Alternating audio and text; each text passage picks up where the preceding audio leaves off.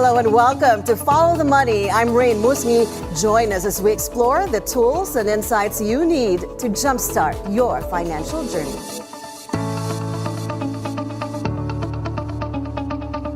The unemployment rate drops to 3.8% last year. The Philippine Statistics Authority says that's the lowest jobless rate in 20 years.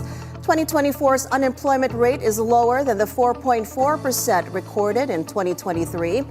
In December alone, the unemployment rate fell to 3.1% from 3.2% in November.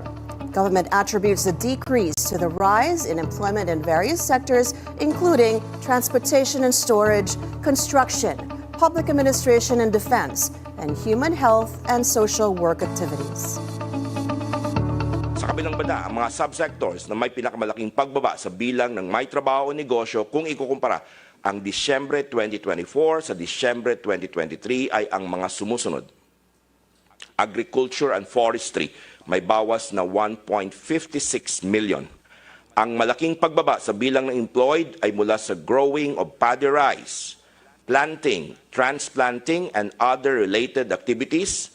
Kasama na rin ang hog farming, growing of corn except young corn or vegetable, at growing of other vegetables, melons, roots, and tubers. Pangalawa, ang manufacturing na may bawas na 387,000. Bumaba ang bilang sa manufacture of products of bamboo cane, rattan, and the like, manufacture of veneer sheets, manufacture of plywood, lamin board, particle board, and other panel boards, manufacture of products of leather and imitation leather.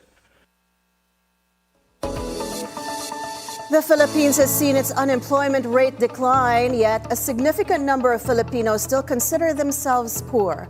This contradiction raises questions about job quality, wage growth, and economic resilience.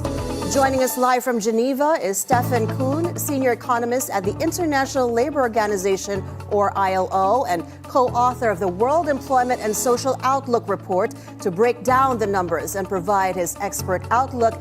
Good morning to you there in Switzerland, Stefan. Grateful you could join us. Good afternoon. Welcome to Follow the Money. We just received our December employment data showing joblessness stable at around 3.1% or 3.8% for the full year of 2024. The Philippine stock market just now closed and fell at the news. Is this jobs data considered consistent with your latest ILO forecast? Indeed, the jobs data is consistent with our ILO forecast. For the Philippines, but also actually globally, we are forecasting quite stable rates of unemployment and labor underutilization. But one also needs to consider that despite this, because of the growing labor force, the number of unemployed is actually going to increase because there's a lack of job creation. And in particular, if you look at job quality, there's a major issue globally, but also in the Philippines, that there's not enough quality jobs, formal jobs that are being created. Understood. We will break those down one by one, labor force, as well as the quality of the jobs. Now, before that, your latest World Employment and Social Outlook report suggested that the Philippines' unemployment rate could decline further by 2026. How would you assess the overall Philippine labor market today, and what are the projections for both unemployment and underemployment in the country for the next 2 years? The Philippines is characterized by a fairly high employment to population ratio, and a fairly low unemployment rate, especially in global comparison. But for example, the gender gap in labor force participation rate is fairly high. It's still above 20 percentage points, even though the women's employment participation rate has risen, especially after the COVID-19 pandemic. And concerning the outlook, we are indeed projecting a slight decrease in the unemployment rate, but it's very marginal considering where we are. And as I said, the decrease in the rate is not enough to counteract the increase in the labor force, which is growing quite strongly. So that means that the number of unemployed is going to increase.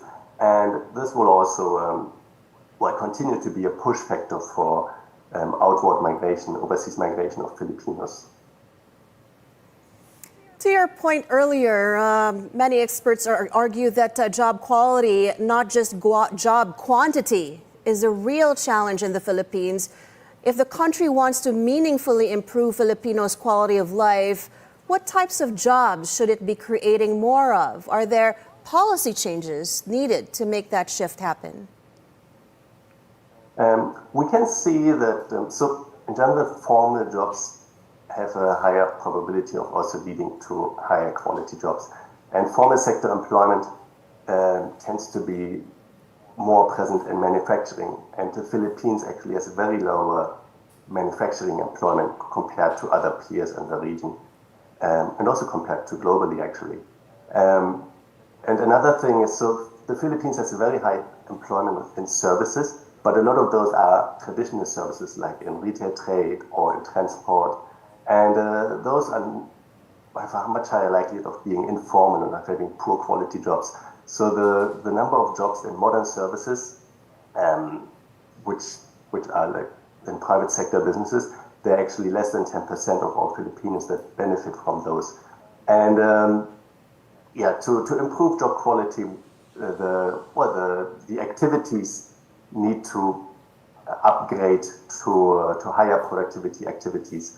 So that includes modern services, including the business outsourcing activities, but also manufacturing, even though, of course, in the current global environment, it seems more difficult to launch an initiative of developing through exporting manufacturing products. Understood. And Continue, please. And it needs upgrading, so one is macroeconomic stability and also a skilled workforce and upgrading of skills of the workforce and education so that foreign direct investment can be attracted as well. Is there a metric on the level of skills that Filipinos have compared to the region or the rest of the world? We can look at the occupational structure. And in terms of occupation, we can see that with the types of occupations, one would classify those more as low skilled or less high skilled than in other countries and in the region or in the world. That's the metric that we are using at the ILO, it's the occupations. Understood. The Philippines currently considers individuals employed if they already worked for at least 1 hour during a reference period. Does this definition provide an accurate picture of employment? Does this match your definition of employment, or is there a case to redefine what it truly means to be employed in today's economy? That definition matches the definition agreed internationally at the ILO, 1 hour. And it's one has to see, if one wants to know who is employed, meaning who is conducting work for pay or profit on the market, then that's the number. If somebody is doing that for at least 1 hour, then we have to consider them employed. It's just like that. However, if one wants to look at, okay, how many are there jobs lacking, one of course has to look beyond unemployment. And there's the rate of labor underutilization, so which is also published. And we can see that 10% of all Filipinos are stating that they would like to work more hours. So they don't have enough hours to work. And so the underutilization is the unemployment is the number to look at, to go beyond the simple unemployment and beyond the simple comparison of employed versus unemployed. And then, of course, the other thing is also what kind of jobs they have and the pay that they are receiving on that. So would you say that underemployment is growing in the Philippines? No, it's, I think according to the report published by the National Statistical Office, it's not growing. I don't think it's growing, but it's. I'm just saying that one has to look at underemployment as well, in addition to unemployment, to gauge the extent of lack of jobs. Right. There, we actually have been showing some graphics on our screens there that there's a breakdown of employment classifications in the Philippines in graphics 9 showing regular, casual, project-based. Are these the same definitions or classifications that other countries have of the kind of employment that they have? You have seasonal, you have fixed term, probationary as well? There are probably surely some countries that are using those, but it depends really on the country's circumstances and on what's happening in the labor market to identify, to decide what categories are most useful to present. And for the Philippines, those are certainly useful categories to use. Mm-hmm.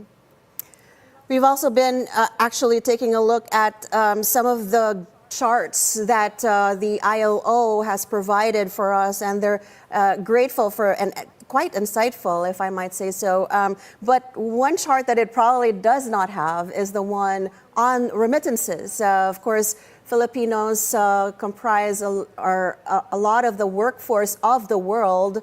Remittances are expected to grow by 3% last year and another 3% this year.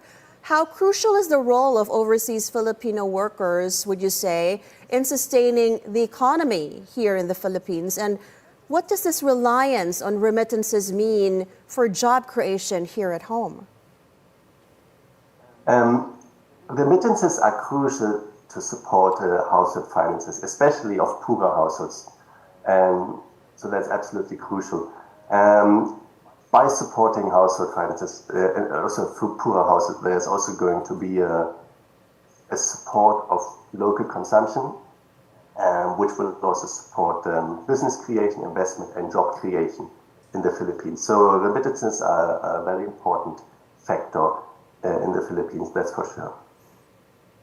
All right, we need to parse through a lot more numbers, but first we need to pause for a few reminders. But when we come back, we will look at how the Philippines job market stacks up against its Southeast Asian peers. Stay on BNC and follow the money.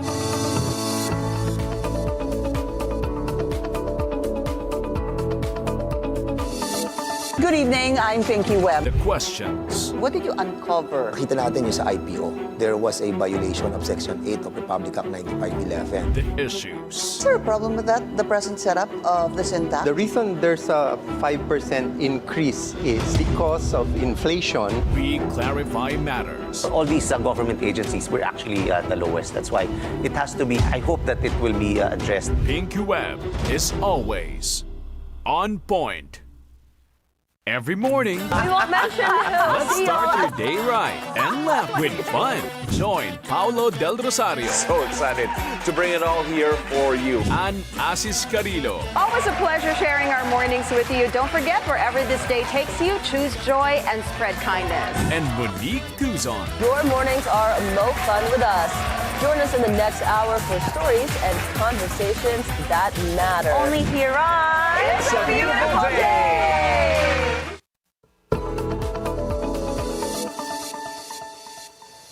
Welcome back to Follow the Money. We're still with ILO senior economist Stefan Kühn. Stefan, we have a report that the Asian Development Bank has committed about $500 million to support Philippine labor market reforms. Where do you think these funds should be directed to have the most meaningful impact on employment and job quality? The funds will be directed actually at, for the most part, to improve productivity and employability of workers. And I think this is actually a very good idea because it will have a lasting impact for the workers that are being targeted.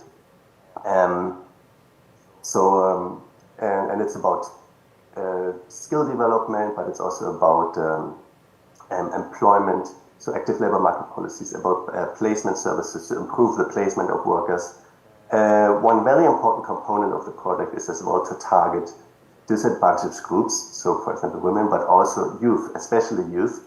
So there's the jumpstart program that already exists and that will be expanded, and getting youth into higher quality employment through the appropriate skill development, but also through better placement, will have a very long-lasting impact on the Filipino economy. Because the youth, they still have a very long career ahead of them. And so that's what I think should be done. And from my reading of the project, it is also being done. Right. One of the news that the Philippine government and the private sector are kind of discussing right now is raising the minimum wage for the worker, coming from about $11 right now per day to $13.50 thereabouts. Would you have any kind of data that shows us whether this kind of pay, this kind of wage would be fair and sustainable for a country like the Philippines compared to our neighbors? Sorry, I don't have any data to evaluate the level of the minimum wage specifically right now. But I do know from research results that very often incremental rises in minimum wages do not show any adverse effects on employment, but they do show a positive benefit in terms of incomes for those workers that are being affected. All right. Meanwhile, while we're talking about our neighbors, do you have information on how the Philippine labor market performance measures up against other Southeast Asian countries? Are we lagging behind perhaps, or even ahead in some critical areas? And what can we learn from countries like Vietnam or Indonesia? Indeed, the Philippine labor market, so as I said before, it's characterized by high employment rates and low unemployment, but it seems that the speed of structural transformation means transforming from to more modern services to higher value-added industry is not very high compared to peers. So in Vietnam and also in Indonesia, there have been much stronger increases in manufacturing. They have become manufacturing hubs, and that has not happened in the Philippines. As I said,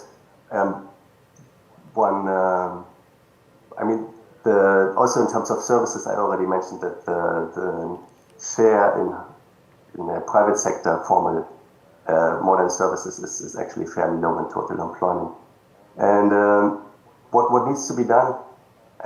It's having the appropriate right conditions for foreign investment, but also to have a labor force that's well educated and skilled, and potentially try to create some clusters for development. But I also have to say that our research in our latest report shows that countries that do develop such clusters successfully, so it does lead to rising incomes in those clusters, and also on average for the country, but it will also raise spatial inequality, meaning inequality between different regions in the country.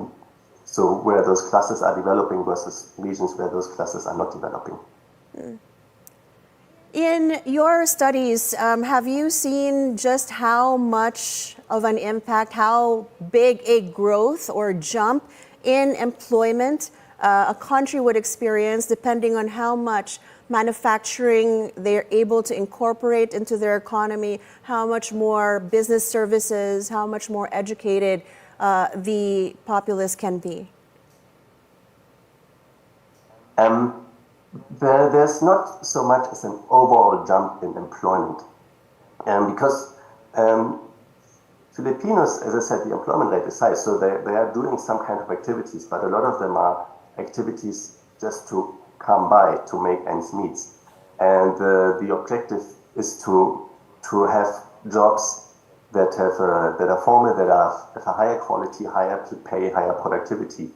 And the jump is, it's directly related to the share of employment that are moving into such activities. Now, with manufacturing, of course, one needs to consider that that there's still a lot of manufacturing which is low value added, right? So becoming a manufacturing hub needs to lead to an upgrading along up the value chain eventually, so that the quality of jobs, the productivity, and the pay will also increase over time from those manufacturing jobs.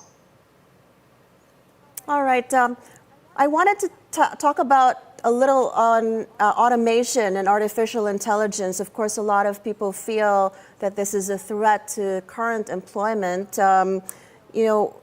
With rapid automation and AI disrupting industries worldwide, are there steps that the Philippines should be taking to ensure that its workforce remains competitive in the global market? You said upskilling, but upskilling towards what?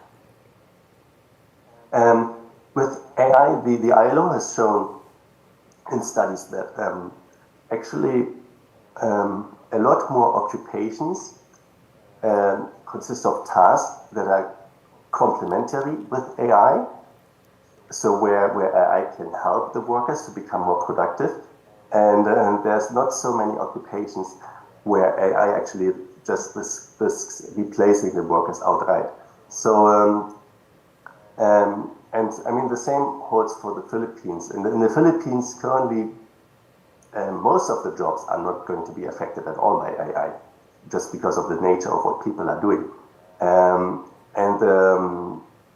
But in terms of future development, the skill development, the education should go for skills that allow workers to complement, to work better along with AI. One specific thing are the business process outsourcing centers, where one has to see that there's actually a risk of AI being able to substitute what has been outsourced to the Philippines. So that could be a challenge actually for the Philippines. But as I said, overall, most of the workers are not going to be affected by AI in terms of having to fear that they are being substituted. In your experience or studies with how AI has moved employment all around the world, is there an industry or maybe a segment of employment here in the Philippines that you would like us to get into? Is there a sector that maybe we have yet to touch or explore, that maybe we should be getting into? Well, currently I think it's there's a lot of talk about AI, but a lot of businesses are not yet quite sure what to do with it and how it's going to affect their business. So they know or they have a feeling that it's going to have a big impact on their business, but they don't know yet. And the same is for sectors. So it's still hard to see what's actually going to happen, how AI is actually going to be used to complement or substitute certain activities. So I think right now I cannot make any such a suggestion. Very quickly, taking a look at the trend of employment or unemployment over the recent few years, especially after the pandemic, would you say that employment levels have normalized already coming from the pandemic, or is there still a few ways to go? Well, in terms of employment numbers, they certainly have normalized, and for women, they have even gone up, and so that's certainly a good thing. But as I said, the question is on what kind of jobs are being made, they are being conducted, and one also has to look at the underemployment, time-related underemployment. So are people getting enough hours, and then also are they getting it at the pay that one would like? And for a lot of people, the answer there is no. On that note, are there benchmarks or indicators that the Philippines, the government, the private sector should be looking at to assess whether government initiatives aimed at boosting employment are actually delivering results? And How soon do you think we should be able to expect meaningful progress if we were really working on, upgrading our skills and upgrading the kind of jobs that Filipinos acquire? So the indicators one should look at are, first of all, the indicators of inequality in terms of access to employment, so the gender gap in employment rates, and for youth, the number of youth not in employment, education or training, so that those are declining. And in terms of quality, it's about looking at quality jobs, so formal sector jobs that have a good pay and good productivity. However, such changes so a major structural transformation of the economy towards more quality employment, it does take time. So one shouldn't expect to see major changes in the composition of employment very soon. But one should look at the growth rate of formal sector employment compared to informal sector employment and see that growth rate is accelerating now significantly for the next many years to come, so that the structural transformation can indeed get underway and eventually deliver noticeable results at the aggregate level.